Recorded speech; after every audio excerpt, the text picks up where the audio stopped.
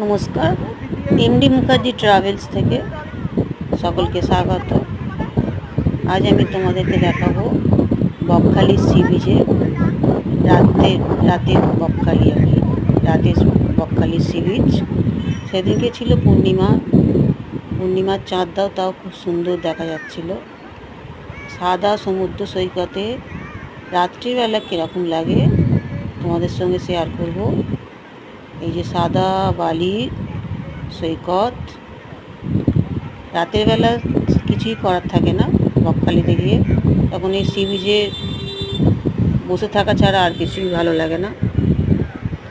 এই সাদা বালির ওপর দিয়ে হাঁটতে হাঁটতে সমুদ্র সৈকতে আমরা ঘুরেছিলাম সেদিনকে পূর্ণিমার রাত্রে। এই যে দেখো দুটো সুন্দর ছাতার মতো সুন্দর করে করা, ওর নিচে সকলে বসে রাত্রের সময় কাটায়, কিছু খাবার নিয়ে খায়, সি বিচে ঘুরে বেড়ায়।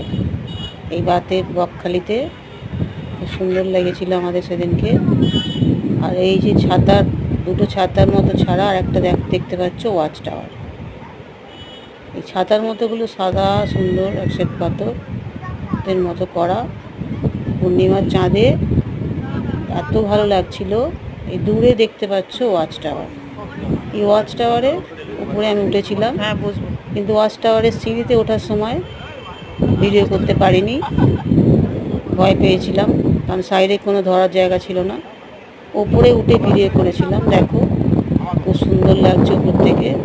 বসেছিলাম ওপর থেকে বকখালি সি বিচটা রাতে কেমন লাগে তোমাদের সঙ্গে শেয়ার করছি।